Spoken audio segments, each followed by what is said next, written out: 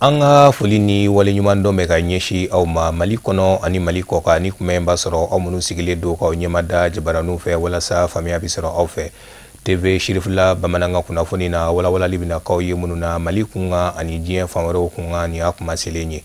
anga la selite menuna anya jirola ka fo nyina ziara tamani samba fla ani tani shiki abaro damnela ka beni karite meni juin kalo kleta ani wolovla krengrene ala ni ziara ke law bismillah lide aseye de Sheriff Usman Marani Haidara ay korofo munu fo ka beni bismillah li watiwiye anga jeka nyamada adofe alamidu badini jagarja dameli uluka sorali wundu Assalamu ambi adamne ni ala togoy ala min sona ka an fara ɲɔgɔn kan nin kɛnɛ in kan nin waati na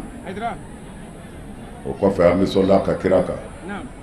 n'o ye Muhammadul Mustafa ye ka sɔli a su dunge sanimanw kan ka sɔli a ka sahaba ɲumanw kan n'an bɔra ye an b'an ka foli ɲɛsin nabaga bɛɛ lajɛlen ma mɔgɔ o mɔgɔ i bɔra yɔrɔ o yɔrɔ ka an ma gɛn an bange dugu in na yan an bɛ dugawu kɛ aw nana hɛrɛ la ya rabbi ala k'aw segin hɛrɛ la minnu bɛ sira fɛ ka na ala k'u ɲuman don ala ka bɛɛ ɲuman segin u bɛna kun minnu na ani ŋaniya minnu na an b'a ɲini ala fɛ ala k'a bɛɛ ɲɛ ŋaniya ɲumantigiw ala k'a n'u sabati u bɛna dugu min fana kɔnɔ n'o ye tamani ye an bɛ dugawu kɛ dugu in ye ala sɔnna yan kɛra an bangeyɔrɔ ye o la a bɛ alakira sɔlɔ salamu ka kumaw na hubbul watan min al iman mɔgɔ ka kɛ i faso fɛ k'i faso kanu ko limaniya dɔ don mana an bɛ dugawu kɛ ka dugawu ɲini aw fɛ Haidara faso dugu in ye a dugu denw ye a dunan n'a dugulen min bɛ so ani min bɛ garisɛgɛ ɲini yɔrɔ la k'a ɲini ala fɛ ala ka hɛrɛ k'u bɛɛ ye n'an bɔra yen an ka maabaw bɛ an bolo yan an ka limamu caman bɛ yen min bɔra Bamako o b'an bolo yan an ka karamɔgɔba caman bɛ yen minnu bɔra Bamako ani dugu wɛrɛw la olu bɛɛ b'an bolo yan bi o alimami ninnu ani o karamɔgɔ ninnu an ka foli bɛ a bɛɛ ye u sara bɛ ala de bolo u nana ala de tɔgɔ la an b'a ɲini ala fɛ ala k'u sara hɛrɛ la n'an bɔra yen n bɛ ansaru dinil islamiya fo ka tila tuguni k'u fo ka tila tuguni k'u fo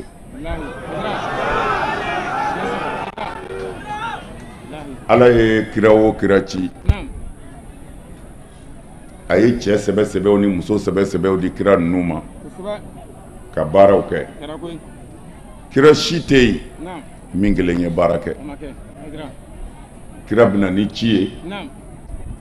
ala bɛ minnu fɛ a b'olu fara a kan ka ala ka ci se a seyɔrɔ la o la an bɛ ansaru fo silamɛya diinɛ de don a bɛ fɔ a ma taabolo Mali kɔnɔ yan jamiyata ansaru dinil islamiya o ye alakira kunna wolo kira ko silamɛya ye hinɛ de ye ko makari don ko ɲɔgɔn dɛmɛ don ko ɲɔgɔn kanu don ko silamɛya ye nin de ye alakira ye an kalan o de la violence tɛ silamɛya la n'i ye tiɲɛnikɛla ye silamɛya la yɔrɔ o yɔrɔ kafiri don an ye silamɛya min kalan n'o bɛ kuranɛ kɔnɔ an ye silamɛya min kalan n'o bɛ alakira ka sunnaw na o ye ka hinɛ maa wɛrɛ de la ye ka bɛni ɲina ziyara san 2018 ye tamani kɔnɔ mun labɛnna alisilamɛya dɛmɛtɔ ansaru fɛ ani u ɲɛjɔyɔrɔ a se yɛrɛ Sheriff Usman Marani Haidara an b'aw ladɔnniya k'a fɔ maa min sera ka jate a kɛnɛ kɔnɔ o ye maa ba 68 kɛmɛ 5 ani 93 ye n'o bɛ bɛn cɛ la maa ba 37 ni kɛmɛ 4 ani 97 muso bɛnna maa ba 31 ani maa 96 ma minnu bɔra jamana 10 kɔnɔ wa o kɔfɛ maaba caman de bɛ minnu ye ɲɔgɔn sɔrɔ a kɛnɛ kɔnɔ kabini diinɛ ɲɛmaaw la politikimaw ka taa se ladalamaw ma Alihamidu Badini Dramane Malika fara Mohamed Traoré kan olu kun kɛrɛnkɛrɛnnen don a baara kama Sherifu Jabarani so fɛ. I n'a fɔ san tɛmɛlenw an ka ziyarakɛbaw bɔra diɲɛ seleke 4 na eko kɔnɔkulu yaasa kana tali kɛ tamani ziyara la. Ziyara mun sabu ɲuman ye karamɔgɔ Asseid Cherif Ousmane Madani Aidara ye n'ale ye silamaya dɛmɛtɔn Ansaru ɲɛjɔyɔrɔ ani groupement des leaders spirituels ma ɲɛma ye wa a ye nin sira ɲuman in ta a fa n'a mɔkɛ de fɛ. N'i ko ziyara laɲini 2 de b'a kɔnɔ a fɔlɔ o de ye ka duwawu kɛ an ka maaɲumansiw ye ni k'a ɲini Ala fɛ halisa k'u kaburu nɛɛmaya. Laɲini 2nan ni kɛnɛ in kan o de ye ka haminako jira Ala la haminako min n'a caman bɛ waleya an ka maaɲumansiw lɔhɔrɔma kɔnɔ bawo maa caman jigi wasalaw ka haminakow la o ye mun jira ziyara kɛnɛ kan san tɛmɛlenw na. Alhamdulillah an bɛ Ala fo k'Ala barikada salon 2017 ziyara o kɛra an ɲɛna yan an y'a don an ka duwawu la an ko Ala ka san wɛrɛ jira an kɛnɛ na hɛrɛ la an ye duwawu fɛn o fɛn kɛ o hukumu na an y'a jate k'a fɔ ko kuma ninnu a ka ca Ala fɛ Ala barikada duwawu ninnu jaabira sabula an ye hakilisigi ni basigi min ɲini an ka jamana ye waati o y'a sɔrɔ jamana tun ka kalan kosɛbɛ an y'o nɔba ye jamana kɔnɔ k'a fɔ jamana hakili sigira jamana basigila an bɛ ka bɔ degun kɔnɔ kosɛbɛ an kelen-kelen fɛn o fɛn nana ziyara in kɛnɛ kan n'an ye duwawu k'an yɛrɛ ye an bɛɛ ye sɔmi sɔrɔ Ala la an yɛrɛ la ko Ala y'an ka duwawu jaabi a ye nin yɔrɔ dɔ kɔni n'a ma ziyara la min ka bon kosɛbɛ fo ka taa se an ka forow ma an b'a jigin a k'a jaabi olu fana ma. Tɛnɛdon ka bɛn juin kalo tile 18 ma lansara selili kɔfɛ ziyarakɛbaw ye ɲɔgɔn sɔrɔ tamani kaburudon na selikɛla ka ɲɛsin an ka fure sanumaw ma i n'a fɔ Ba Madani Aidara ni kɛnɛ ni sabu ɲuman bɔra ale mun na an ka jamana diinɛmaw laada tigilamaw ani politikima caman kun bɛ nin kɛnɛ in kan diinɛmaw ka laseli bolila ziyara jɔyɔrɔ la silamɛya diinɛ kɔnɔ wa o y'a jira ko nin ye kiraba Mamadu ka sira ye k'a da kan a yɛrɛ ye ziyara kɛ a ka ɲɛnamaya kɔnɔ. Jɔyɔrɔ min b'a la ni kira ka sunna di sabu kira yɛrɛ kun bɛ nin kɛ a kun bɛ taa Bakiya kaburudon na a bɛ taa dugawu kɛ suw ye donc n'anw ye nin kɛ an ye kira de ladege bɛɛ b'a kalama k'a fɔ kira a taara Bakiya ka taa ziyara kɛ siɲɛ caman bon ka dugawu kɛ fɛnɛ Ala k'a kɛ mɔgɔ dɔ salen hɔrɔma kosɔn kira yɛrɛ y'o fɛnɛ kɛ an ba Fatimatu Ali ba de ko don a muso Fatimatu tɛ o dalen kaburu kɔnɔ kira ko ale Ala k'a k'ale kira kama ale tun bɛ ɲɛnamaya la ani kira tɛmɛnenw n'i ye Tabarani lajɛ a b'a kɔnɔ ko Ala k'a k'ale kira kosɔn ani kira minnu tɛmɛna yanni ale kira cili cɛ ko Ala k'a k'olu kama ko Ala ka hinɛ an ba Fatimatu la donc o b'a yira ka dugawu kɛ Ala a kɛ su kama o bɛ minɛ wa Ala dugawu kɛ su ye fɛnɛ o fɛnɛ bɛ minɛ a fila bɛ bi k'a kɛ ni ɲɛnama ye k'a kɛ ni su ye a bɛɛ ye kelen. Tamani kaburudon na foli ani wale ɲumandɔn kan caman fɔra ka ɲɛsin karamɔgɔ Asseid Cherif Ousmane Madani Aidara ma ka da ka wulikajɔ kan silamɛya ɲɛta hadamadenya jigitugu jamanadenw ka bɛn ani jamana kolosuma sabatili la. An bɛ ziyara kɛnɛ kan mais ziyaraw ka ziyara kɛnɛ an b'o de kan an karamɔgɔ Ousmane Cherif Madani Aidara o ka ziyara de don an bɛna bɔ su minnu ye su juguw tɛ su minnu ye kɛnɛ san ka bila n'olu fatura Ala bɛ mɔgɔw kalaba u bɛna bɔ u ye salon an nana na cogo min na a bɛɛ y'a ye an nana sirabilenni de la an ye a dugawu ɲini Ala fɛ nin kɛnɛ kelen kan mais ɲina an nana gutɔrɔ kan donc o ziyara a dugawu jaabi yɔrɔ don. Ziyarakɛba kelen-kelenna bɛɛ y'a ka haminako jira nin kɛnɛ in kan ka ɲini setigi Ala fɛ a k'u jaabi an ka maa ɲumanw lɔhɔrɔma kosɔn i n'a fɔ san tɛmɛlenw tamani san 2018 ziyara baaraw kun cɛla ni duwawu ye. Mali silamɛ diinɛ ɲɛmaaw ka fara ɲɔgɔn kan jɛkuluba groupement des leaders spirituels musulmans du Mali ma ɲɛma alisilamɛya dɛmɛtɔ Ansaru ɲɛjɔyɔrɔ Asseid Cherif Ousmane Madani Aidara a ye kɔrɔfɔ minnu fɔ tamani ziyara senfɛ kɛrɛnkɛrɛnnenya la kaburudon kɔnɔ an ka jɛ ka ɲɛmada o dɔw fɛ. An bɛ hakɛto ɲini kɛ an badenw fɛ mais ni Ala sɔnna an bɛna dugawu kɛ sisan ŋaniya minnu bɛ min bolo an bɛ ka jɛ k'u yira Ala la a kana siga dɛ kabakolo min dulon b'a mun na tigi b'a la an bɛ dugumakolo min kan tigi b'a la ni minnu banna tigi b'a la ni o Ala in bɛ an ka mun y'u dɔɔni n dɔgɔkɛ Suala n b'a fo n bɛ Sangare fo mɔgɔ o mɔgɔ kumana an ka foli bɛ a bɛɛ ye u ma foyi fɔ ni tiɲɛ tɛ n b'i dɔgɔkɛ fana fo n'o ye Banimaga ye a ye min fɔ a ye tiɲɛ de fɔ a bɛ taa ne nɔfɛ fɔ so k'a fɔ Ayidara sabali mais an sabalilen don mais ni mɔgɔ min bɛ digɛn so da la n'a tigi ko a bɛ wuli n'i ko ko sigi a ko a bɛ wuli k'i sigi n'Ala ma far'i kan laban bɛ wuli k'a jɔ dɛ a kana na wuli n'i yɛrɛ y'a fɛ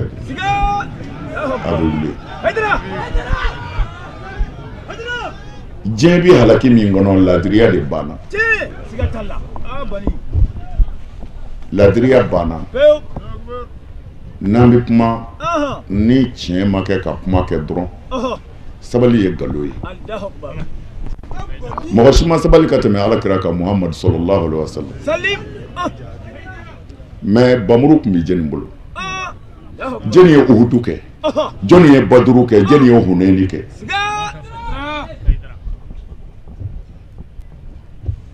sabali tiɲɛ don mais a bɛ kɛ condition dɔw de la ne yɛrɛ bɛna segin k'o de fɔ denmisɛnw ye suwala n'a a ɲɔgɔnnaw ka ɲini u fɛ u ka sabali nka an bɛ sabali ni dalilu de ye i b'a fɔ Ala ye ko Ala ni kuma min fɔra n'a sɔrɔ a tigi ye nkalon de tigɛ min y'a bila a la ani minnu tɛgɛ b'a la Ala diɲɛlatigɛ gɛlɛyaw ma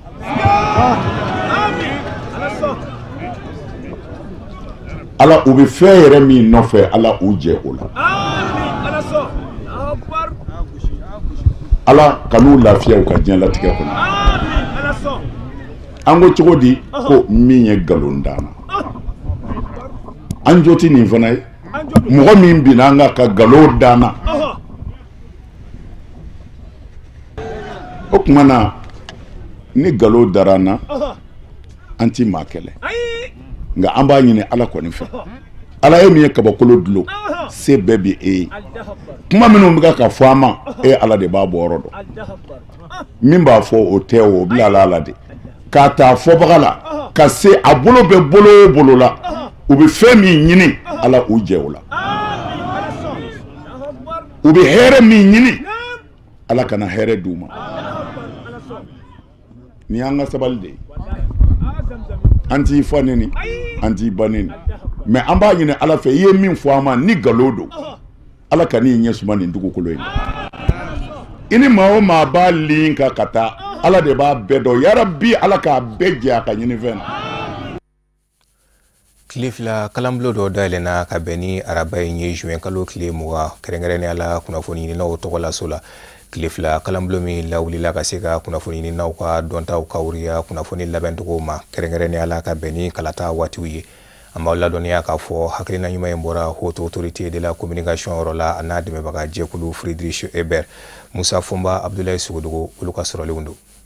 kunnafoni dibaw jɔyɔrɔ ka bon jamana kalata koɲɛw la o de kama haute autorité de la communication n'o ye jamana kunnafoliko ɲɛmayasoba ye ale ni kalan in boloda ka ɲɛsin kunnafoni dibaw ma mun b'a to u ka se k'u ka dɔnni gaburuya ka kunnafoni lakika di jamanadenw ma kalata hukumu kɔnɔ kɛrɛnkɛrɛnnenya la jamanakuntigisigi kalata mun bɛ ka na ni o kɛra ka bɛn ni novembre kalo tɛmɛnen a sen fɛ an ye farafinna tilebiyanfan jamanaw wele walasa minnu ka baara ni hakka baara ye kelen u ka jamana kɔnɔ walasa dɔnko ni seko min b'u la u ka jamana kɔnɔ u kana an n'u ka jɛ k'o falen an ni ɲɔgɔn cɛ walasa kalafili min ni a kun bololen don n'a bololen don an ka jamana kɔnɔ ni an bɛna an sen dɔ a la an ka se ka an sen dɔ a la cogoya min b'a to a bɛ se ka kɛ an bolo kunnawolo ye o kalan fɔlɔ in nana kun cɛ ni mun ye a yɛrɛla k'a fɔ ko an ka kan ka kunnafonidilaw k'u kafo walasa ka hakilina falen k'u fɛ ka ɲɛfɔli k'u ye ka baara kɛcogo yira u la yanni kalafili ni ɲɔgɔn cɛ o baara fan fɔlɔ o de daminɛna bi sɔgɔmada in a ɲɛsinnen don kunnafonidilaw ma jɛkulu fila de bɛna kɛ jɛkulu fɔlɔ o ye Bamakɔ Kulukoro ale ni Kayi ye jɛkulu filanan o bɛ taa kɛ Segu minnu ma yan sɔrɔ olu bɛ fara ɲɔgɔn kan Segu jililajɛ la walasa bɛɛ lajɛlen ka faamuyali ni bɛɛ ka dɔnko bɛ se ka kɛ kelen ye cogo min na kalafili baaraw kɛ ko ɲuman kɔnɔna. Fondation Friedrich Ebert ale Allemagne jamana ka kɛnyɛrɛ ye cakɛda ye mun sigilen do Mali jamana kɔnɔ kabini san 50 ni kɔ wa bolodiɲɔgɔnma sabatilen do an'an ka jamana kunnafoliko ɲɛmayaso cɛ ni kalan in kadara kɔnɔna na wa nin bɛɛ kɔ Fondation Friedrich Ebert cɛsirilen do démocratie sabatili la Mali jamana kɔnɔ ni fangaɲini jɛkulu dɛmɛli ye kalan sira fɛ tile fila kɔnɔ kunnafoli lasebaaw ka bɔ Kayi ani Kulikoro région na k'a fara Bamako kunnafoli lasebaaw kan o bɛna faamuya jɔnjɔn sɔrɔ dakun caman kan dakun minnu bɛ tali kɛ kunnafoli lasebaaw jɔyɔrɔ ani cakɛda minnu sigilen do kalata koɲɛw ɲɛnɛbɔli la yaasa jamanakuntigi sigi kalata nata o ka se ka kɛ jɛlenya ani basigi kɔnɔ. Dakun kɛrɛnkɛrɛnnen minnu bɛ yen ni sɔnni bɛna sigi u kan fɔlɔ o ye cakɛda minnu bɛ yen i n'a fɔ CENI i n'a fɔ délégation générale aux élections i n'a fɔ HAKI cakɛda minnu bɛ yen minnu ni olu ka baara ɲɛsinnen do kalafili baaraw ma i n'a fɔ ministère de l'administration territoriale olu jɔyɔrɔ ye mun ye u bɛna baara jumɛn kɛ aw bɛ se ka gɛrɛ u la cogo di a bɛ gɛrɛ u la ni daliluya jumɛn ye aw bɛ se ka jɛ ka baara jumɛn kɛ walasa aw fana bɛ se ka jamanadenw faamu u ka baara kɛ ko ɲuman na ani jamanadenw yɛrɛ ka waleya kɛ ko ɲuman min bɛ se k'a to o tɛ min ni bɛɛ lajɛlen bɛ k'a makɔnɔ a bɛ se ka kɛ bonya ni karama kɔnɔ cogo min na an ka jamana kɔnɔ. Ni tile fila kalan ka ɲɛsin kunnafolidilaw ma nafaba de bɛ sɔrɔ a la bawo a bɛ kɛ sabu ye jamanadenw ka kunnafoli tɛntɛnlen sɔrɔ kalata kun kan ka bɔ an ka lakalita ɲinilaw yɔrɔ. Kaɲogo komini n'ale bɛ Kangaba cercle fɛ ka bɛn ni ntɛnɛn tɛmɛnen o sigida ɲɛma maaw olu de baara minnu sera ka kɛ u fɛ u ka mairie kɔnɔ u ye dugudenw bɛɛ wele ni ka baaraw da u tulo kan an b'aw ladɔnniya k'a fɔ baara don ni nin bɛ kɛ a tako wɔɔrɔnan ye u fɛ a laɲini tɛ dɔwɛrɛ ye baara o baara bɛ yen n'a bɛ ka kɛ u fɛ u ka mairie kɔnɔ u ka se ka dugudenw kunnafoniya ka bɛn ni o waatiw ye Amadu Jalo ni Baba Keta olu ka sɔrɔlenw don. Walasa u bɛɛ ɲɛ ka don u ka komini ka yiriwa binakun kan dugu 11 ka bɔ Kaniyoko komini kɔnɔna na u bɛɛ lajɛlen farala ɲɔgɔn kan ka sɔrɔ ni kɔmasegili lajɛrɛba kɛnɛ kan n'a kun ti dɔwɛrɛ ye yaasa ka fɛrɛ ani dabalu tigɛ baara bolodalen minnu ma se ka kɛ ani minnu kɛra k'a daminɛ san 2000 ani san 17 ka na bila san 2000 ani san 18 na ka ɲɛfɔli ko kan ni baarabaw kɛra a kɔnɔna na sɔrɔ ani yiriwa kalan ani kɛnɛya ko binakun kan. En 2017 la kana bila bila ala barika la an fɔlɔla ka mobili san ka bila mairie kɔnɔ o kɛra sababu ye ka mairie ka déplacement nɔgɔya an na sɔrɔ fana mairie kɔnɔna na bureau minnu bɛ yen n'o ye tabali minnu bɛ yen chaise minnu bɛ yen olu caman tun sɛgɛla an y'olu kurakuraya mairie fana kɔnɔna na a ka ordinateur ko tun ma labɔli kɛ an ye fɛɛrɛ kɛ ka se ka dɔ fara ordinateur kan an'o n'a ɲɔgɔnna baara wɛrɛw n'i y'a jateminɛ kɛ an na ni sisan cɛ san 1 nin kɔnɔ population a ka taxi sara kɛmɛ sigila mɔgɔ b'a fɔ a ye 60 de kɛ vraiment o ka fisa i bɛ taa sɔrɔ commune dɔw bɛ yen fo yɛrɛ tɛ sara ye mais anw fɛ yan kɛmɛ sigila ni population ye 60 sara mɔgɔ b'a yira k'a fɔ ɲɛtaga bɛ o ko la. Lakana ko hukumu kɔnɔna na a yirala k'a fɔ ko waleya dɔw kɛra komini kɔnɔna na minnu kɛra sababu ye ka komini denw k'u hakili yiran kɛrɛnkɛrɛnnenya la Mali ani Laginɛ dancɛ la komini denw y'a ɲini lakana tigilamɔgɔw komini ɲɛmɔgɔw u ka fɛrɛ ani dabali tigɛ yaasa lakana u ka se ka sabati komini fan bɛɛ lajɛlen fɛ. An bɛ yɔrɔ min na sisan ni dɔɔnin b'i kunna komini kɔnɔ i tɛ se ka sunɔgɔ ka fa ten parce que n bɛ se k'a fɔ pɔsu ma kɔfila cɛ t'a fɔ min filɛ an kɛrɛfɛ nin ye olu yɛrɛ dun élément man ca gendarme damadɔ de bɛ yen o man ca kosɛbɛ o tɛ se ka komini bɛɛ sécuriser parce que sanubɔyɔrɔ caman b'an bolo yan gendarme dun sigilen don côté kelen dɔrɔn de la yan donc olu tɛ se ka komini bɛɛ sécuriser o de y'a to chaque fois an b'a mɛn k'a fɔ ko u binna dugu dɔ kan yan fɛ bandiw taara dugu dɔ attaquer ou bien n'i bɔra dugu dɔ kɔnɔ i bɛ taa dugu dɔ kɔnɔ i bɛ taa sɔrɔ bandiw bɛ taa dankari la sira la voilà sanuko ni fɛnw kɔlɔlɔ y'olu ye. Donc sécurité vraiment o gɛlɛya b'an kan dɔɔni comme sécurité ma bila an ka bolo kan a ma bila commune ka bolo kan mais o bɛɛ n'a ta an kɔni m'an seko la an bɛ to k'a ɲini jamana ka service min créé l'o kama n'o ye force de l'ordre n'o ye gendarme ye an bɛ to ka ci bila o ma sɔn ka weleweleda k'u ye u ka to ka na munumunu an ka niveau la ko minnu bɛna kɛ ka to ka bandiw u nɔfɛ gɛn ka se k'u minɛ. Kalanko nasiraw fɛ a yirala k'a fɔ ko Kaniyoko komini an bɛ don min ko bi ɲɔgɔn tɛ ɲɔgɔnmadan don ka sabu kɛ jaabu minnu sɔrɔla ekɔliso 16 seconde-cycle 2 b'o la wa 100 sarada o 100 sarada musolakaw bɛ t'i jɔ 43 bɔɲɔgɔnko o bɛɛ lajɛlen kɛrɛfɛ mairie maaw fana sera ka kɛnɛyaso 4 jɔ k'a di komini denw ma nin waleya ninnu diyara kosɛbɛ komini denw ye n'u ye foli ani bonyamasegin k'a ko la. Ni bɛɛ ye nin baara façon kɛ a bɛ komini taga ɲɛfɛ kosɛbɛ. et puis avec commune kono dum fene abu édifier ka lon ka fo ou be ka bara min ke vraiment bara na famawdu a décision ke tugoya commune kono vraiment a nyali fo ka ta fo ka nyali ke mo wele ku fara ɲɔgɔn kan san kelen kono bara minnu kɛlɛ a kɛ se ko ɲɛfɔli kɛ population yɛrɛ fana ka hakili fɔ vraiment o kɛra hɛrɛ la o ye ne yɛrɛ wasa o ye nimisi wasa maire ko la ayiwa ne yɛrɛ kɔni ka jateminɛ yɛrɛ kɔnɔna laada nin bolila fɛn minnu kan vraiment o ye ne wasa kɛrɛnkɛrɛnnenya la fɛn min ye kalan ye ne b'a ɲini maninkaw fɛ u k'a lajɛ u ka denw don kalan na n'u donna kalan na u ka kalan matarafa an ka maire ka bi laɲini kɛra min ye fɛn min hami b'a ka population na k'a b'a fɛ k'o dɔn n'a se ye min a b'o kɛ hali n'a se tɛ min ye o bɛ se jamana faamaw ma. Yani sigiliba in a ka kun cɛ waleya dɔw tara ka ɲɛsin komini marabagaw ma n'o dɔ bɛ tali kɛ jirituru komini kɔnɔna na ani ka lakana tigilamɔgɔ dɔw bila sen kan komini denw yaasa u ka se ka lakana sabati kalansow kɛnɛyasow olu n'a a ɲɔgɔnna wɛrɛw la wa lajɛrɛba in senfɛ jɔnjɔn dɔ tara ka ɲɛsin maaw ma minnu jɔyɔrɔ bonyara kosɛbɛ komini ka ɲɛta la nin wagatiw la diinɛmɔgɔ b'o la jamana forobaca mɔgɔ b'o la ale ni an ka ladala ɲɛmɔgɔw ka u fo k'u barikada ka tila k'u waleɲuman dɔn sigili kun cɛra nisɔndiya bonya ani karama kɔnɔ. Sanu bɔyɔrɔba min bɛ Morilakaw fɛ a dayɛlɛnna san 2000 waati ni a laselen don k'a fɔ a kan ka datugu ka bɛn ni san 2020 ye o de kama projet ba bɛ ka labɛn ka sigi ye projet mun bɛna ɲɛsin ka ba don sɛnɛ mɔni ani bagan mara la walasa sanu bɔyɔrɔ in a mana datugu a kana se ka degun se a dugudenw ma. Amadou Kamara Samba Traoré olu ye mun sɔrɔ ka bɔ yen an ka jɛ ka ɲɛmadaw fɛ. Morila sanubɔyɔrɔ a datuguni ko kuma fɔlen a kɛra kamanagankoba ye sigidala mɔgɔw sanubɔbagaw a baarakɛlaw u bɛɛ lajɛlen bolo nka ala ni miiriya ɲumanw u y'a kanu ka fɛn wɛrɛ bila sanubɔ nɔ na min bɛna kɛ jigiba ye sigidala mɔgɔw bolo. Mine nale be an ye nafaba de sɔrɔ an y'o sɔrɔ parce que ne yɛrɛ tɛ dugutigi ye sa mɛ n tɛ denmisɛnnin kojugu ye. Gɛlɛya min kun bɛ an na yɔrɔ ninnu ya mɔgɔ bɛ sɔrɔ aw rɔ ya min ye a ma woloya mɛ dugulenya bɛ yen n'o ye Jofilɔ ye a mɛ ya dɛ o bɛ ɲini ka san 20 ani kɔ bɔ yan a nana yɔrɔ sɔrɔ cogo min na a n'o cɛ ka jan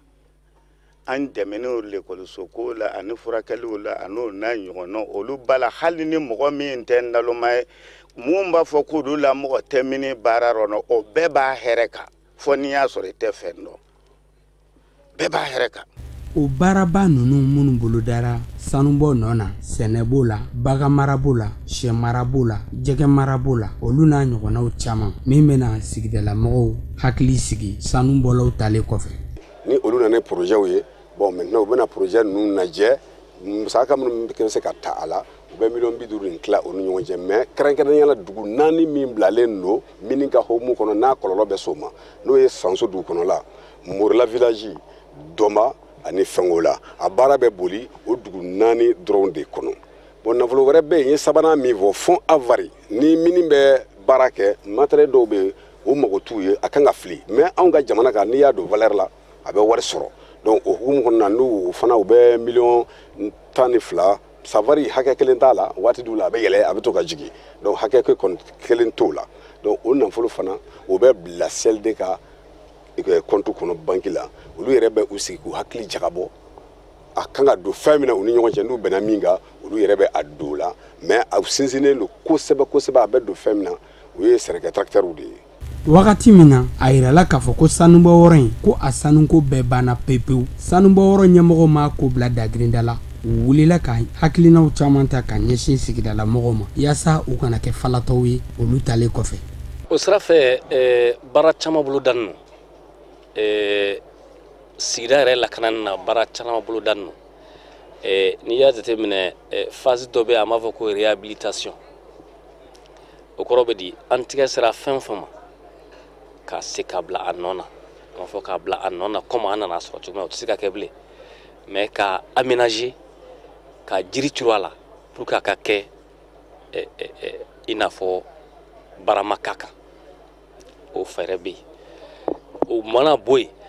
fɛɛrɛ wɛrɛ bɛ yen an bɛ ka o tigɛ i n'a fɔ ka ji lakana. an b'a yiraw la k'a fɔ ko Morila ale kɛra sanubɔ wɛrɛ min nafa a tɛ se ka fɔ ka s'a dan na k'a ɲɛsin jamana nka kɛrɛnkɛrɛnnenya la sigidala mɔgɔw olu ye nafaba sɔrɔ a sanu baara la ni fɛn caman sɔrɔ ani yiriwa binakun kan. O de bɛ an sɛnsɛn ka se diɲɛ fan wɛrɛ kunnafoniw ma karamɔgɔ Musa Fɔnba ale bɛna bi ta walawalali kan ye.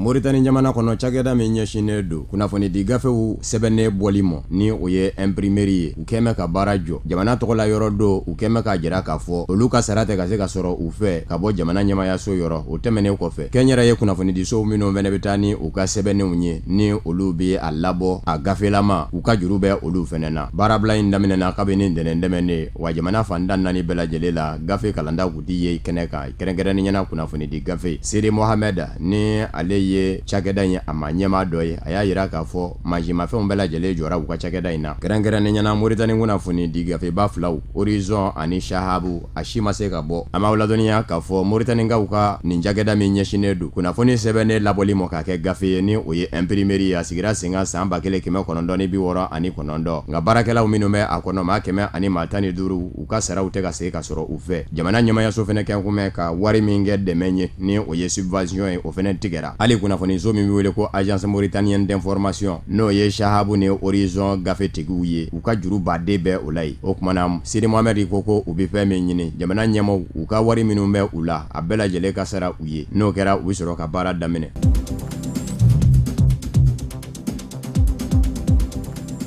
Congo Kinshasa wasablo flaw Assemblée nationale ni Sénat olu welele do ka bɛni araba juin kalo tile 20 ye ka jateminɛ kɛ jamana ɲɛma Joseph Kabila ka hakilina kan jamana ɲɛma b'a fɛ yɛlɛma ka do sariya dɔw la kɛrɛnkɛrɛnnen ɲɛna jamana ɲɛma kɔrɔw olu ka lahala tɔrɔmɔɲɔ min kan ka jɔ u ye lahɔrɔmaw minnu kan ka kɛ u ye jamana fɛ ka daminɛ juin kalo tile 20 ka taa se juillet kalo tile 19 mɔ wasadenw na ɲɛma ni o ye Oben Minaku ye a ye dantigɛli kɛ jabaranin na Congo Kinshasa jamana kɔnɔ ka jira k'a fɔ dakun wɔrɔ de bɛ u bolo babu bɛna kɛ min kan ko in bɛ ka kɛ abarata ni jamana kundigisi kalata cɛ tɛ tɛmɛ kalo 6 kan bawo décembre kalo tile 20 san 2016 jamana ɲɛma Joseph Kabila ka kumaw dafara jamana ɲɛmaya la nka ɲinanya san la ye a ma se wuli ni zen kɔni caman sigin bɛ a ka fɔ a tɛ se ka tɛmɛ ɲinanga a yɛrɛ fɛnɛ kɔni gɛn bɛ ka taamasiyɛn dɔw yira minnu bɛ a jigiya maa ye k'a fɔ kalata bɛna kɛ a nata nka a kɛn tɛ ka fɛn fɔ fana dɔw y'a yira k'a fɔ fanga ɲini dɔ caman minnu farala ɲɔgɔn kan ni u k'a ma ko G7 ka jamana ɲɛma Joseph Kabila kɔbila olu la wasaden dɔ sénateur Modesta Mutinga o de ye a laɲini k'a fɔ yɛlɛma ka don jamana ɲɛmakɔrɔw ka lahalaw la min bɛ se k'a to hali bi jamana ɲɛma Joseph Kabila bɛ se ka taa n'o y'a sɔrɔla k'a fɔ a sigan bɛ ko n'a wulila ko ɲuɲu ni ɲaɲa na wuli a nɔfɛ lahɔrɔmaw ka jɔ a ye k'olu bɛɛ lajɛlen bali a hakilina tigɛlen ka se ka wuli ale de y'o sariya sen in dajira wasabulon kɔnɔ k'a daminɛ jamana ɲɛma Joseph Kabila ka kɛnɛya ko a bɛ furakɛ fu a bɛ bila so min kɔnɔ o so jamana b'i jɔ n'o ye tɔrɔmɔɲɔw minnu fɛnɛ ka jɔ a ye kalo o kalo jamana b'i jɔ n'o fɛnɛ ye an b'a ladɔnniya k'a fɔ Congo Kinshasa jamana a ka yɛrɛma hɔrɔnya sɔrɔlen ni bi cɛ ka bɔ Belgique jamana bolo juin kalo tile 30 san 1960 jamana ɲɛma 4 de ye ɲɔgɔn nvali o 4 bɛɛ lajɛlen la kelen de bɛ balo la bi ni o ye jamana ɲɛma Joseph Kabila ye barisabu ka da kan Joseph Kasavubu o min ye yɛrɛma hɔrɔnya tu tigɛ o fatura Maréchal Mobutu Sese Ko jamana ɲɛma Joseph Kabila fa Laurent Désiré Kabila min y'o ka kafo jaso o Maréchal Mobutu Sese Ko fɛnɛ fatura Laurent Désiré Kabila jamana ɲɛma yɛrɛ fa o fɛnɛ fatura Joseph Kabila kelen de bɛ balo la wele blamɛ wasablo flaw kɔni mɔni o ye Assemblée nationale ni Sénat ye u ka jateminɛ kɛ laɲini ninnu kan u bɛ se ka don bala cogo min.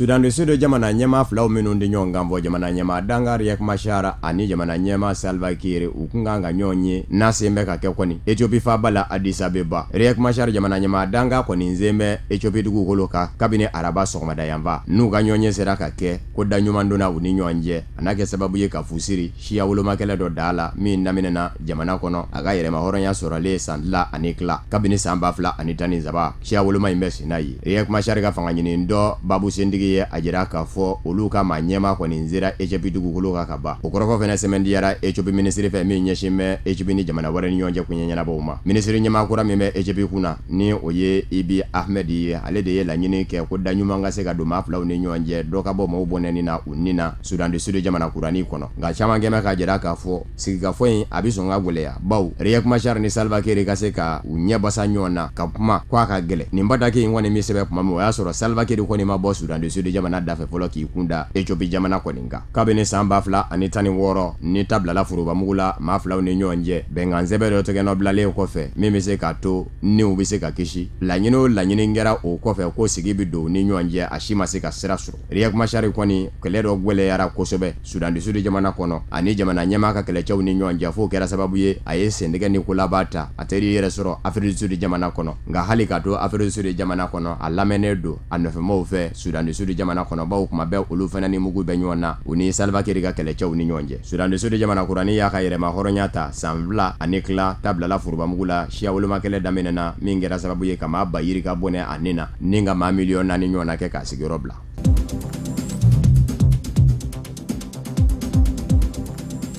Ameriki ma ɲɛmaw ye jalaki ta ka ɲɛsin diɲɛ seleke naani tɔnba Nations Unies ka bolo fara mɔ min ɲɛsin bɛ hadamadenya hakɛw lapasali mɔ wa jalaki min don a kɛmɛ mafiɲɛya yɛrɛ de ye koyi bawo y'a yira k'a fɔ diɲɛ seleke naani tɔnba Nations Unies ka hadamadenya hakɛ lapasa jɛkulu ni o ye Commissariat des Nations Unies aux droits de l'homme ye k'u ta kɛmɛ ɲinjuguya ye ɲumanbɔɲana ni jugumafɛnw kɔfɛ wa k'u bɛ ka fara faa dɔ kan ka faa dɔ kɛlɛ kɛrɛnkɛrɛnnen ɲɛna bana Israɛl jamana ko Ameriki tɛna jɛ n'o ye o kuma na olu Amerikikaw de kun ye diɲɛ seleke naani tɔnba Nations Unies bolo fara tɔnden ye min ɲɛsin bɛ hadamadenya hakɛ lapasali ma wa olu bɔra tɔndenya la bi k'a jɛ nege hale ni ale ye Ameriki lasigiden ye diɲɛ seleke naani tɔnba Nations Unies tɔ kɔnɔ ale de ye dantigɛli kɛ yanni Amerikikaw ka tɔɔrɔ diɲɛ seleke naani tɔnba Nations Unies ka lapasa jɛkulu ɲɛma ni o ye Zeid Ra'ad Al Hussein ye ale de kun bɔra ka dantigɛli kɛ k'a jira k'a fɔ Ameriki ma ɲɛmaw u bɛ ka wale min kɛ Ameriki jamana kɔnɔ Ameriki ni Mexique dancɛ la ka den n'a ba tigɛ ka bɔ ɲɔgɔn na ko papier ko dan b'a yɛrɛ ye ko hadamadenya tɛ sɔn a ma papier ko nasara ka u bɛ sin ka den ni ba walaki ka bɔ ɲɔgɔn na walegele fa ni den k'olu walaki ka bɔ ɲɔgɔn na o de ma bɛn diɲɛ seleke naani hadamadenya hakɛ lapasa jɛkulu caman mɔ nege hale ani Mike Pompeo olu bɛɛ lajɛlen ye Donald Trump ka maaw ye u kɛn bɛ ka jira k'a fɔ Ameriki jamana mɛnna a bɛ ka laɲini kɛ ko yɛlɛma ka don diɲɛ seleke naani tɔnba Nations Unies ka hadamadenya hakɛ lapasa jɛkulu in kɔnɔ ka dɛsɛ ko a ma se ka kɛ ko n'a kun kɛra kan kun nin se nin bɛɛ lajɛlen mɔ u ko min yɛrɛ bɛ yen n'o ka jugu n'a bɛɛ lajɛlen ye ko hadamadenya hakɛ lapasa jɛkulu in diɲɛ seleke naani tɔnba Nations Unies tɔgɔ la ma bɛɛ jamana kelen de tɔgɔ bɛɛ a da k'o jalaki ni o ye Bani Israɛl jamana ye san o san ni u ka baaraw n'u bi don a n'u bi don ni Bani Israɛl jamana de tɔgɔ ye ka kɛ i n'a fɔ o de kelen ye jamana ye diɲɛ kɔnɔ Ameriki jamana ko jɛn tɛ se ka kɛ ni o ye Bani Israɛl lasigiden min bɛ diɲɛ seleke naani tɔnba Nations Unies kɔnɔ ale kɛlen k'a mɛn k'a fɔ Ameriki jamana y'i yɛrɛ ta ka bɔ diɲɛ seleke naani tɔnba Nations Unies ka hadamadenya hakɛ lapasa jɛkulu in kɔnɔ a y'a yira k'a fɔ o jara olu ye kojugu nin da siɲɛ fɔlɔ ye a ka kɛ Barack Obama yɛrɛ tile la don min na ni UNESCO diɲɛ seleke naani tɔnba Nations Unies ka bolofara min ɲɛsin bɛ seko ni dɔnko ma o kɛlen ka Palestine jamana lakodɔn k'a fɔ a bɛ se ka jate UNESCO tɔnden ye i n'a fɔ jamana tɔw Barack Obama sina k'a jira k'a fɔ Ameriki kun bɛ dɛmɛ min kɛ ka ɲɛsin diɲɛ seleke naani tɔnba Nations Unies ka bolofara in mɔ ni o ye UNESCO ye k'o bɛ tigɛ nin bɛɛ lajɛlen de b'a jira k'a fɔ Ameriki jamana tɔɲɔni o tɔɲɔni bɛ ka da Palestine jamana kan Ameriki ma ɲɛmɔgɔw ma n'a fɔ ko Palestine ma ɲɛmɔgɔ ni Bani Israɛl ma ɲɛmɔgɔ ka ɲɔgɔn sɔrɔ ko kuma ka kɛ u ni ɲɔgɔn cɛ o tɛ se ka minɛ sɛbɛko ye Palestine jamanadenw bolo a n'a ma ɲɛmɔgɔw bolo barisabu ka d'a kan u fara bɛ Bani Israɛl ka Palestine kɛlɛ